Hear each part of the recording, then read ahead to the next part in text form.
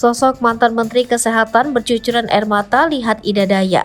Siti Fadila sebut saya ingin ketemu. Inilah sosok Siti Fadila Supari, mantan Menteri Kesehatan yang mengaku bercucuran air mata melihat pengobatan alternatif yang dilakukan Ida Dayak.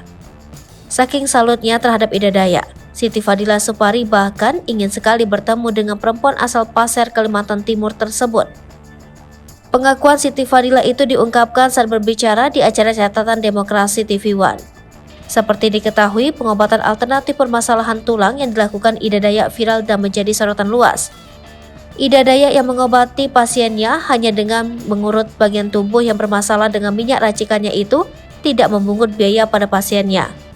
Menurutnya, semua penyembuhan itu sebenarnya yang menyembuhkan hanya Allah, bukan obat, bukan dokter, bukan siapapun juga.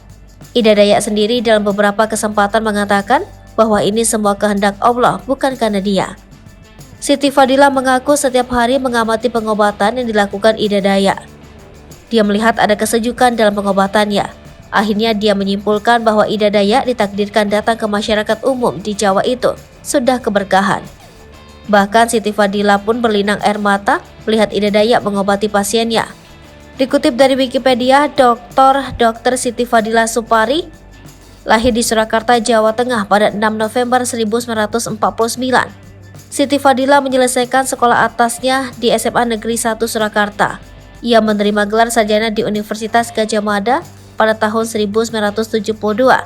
Pada 1987 ia menerima gelar master untuk penyakit jantung dan pembuluh darah dari Universitas Indonesia pada 1987. Pada 1996 ia menerima gelar Dr. S3 dari Universitas Indonesia.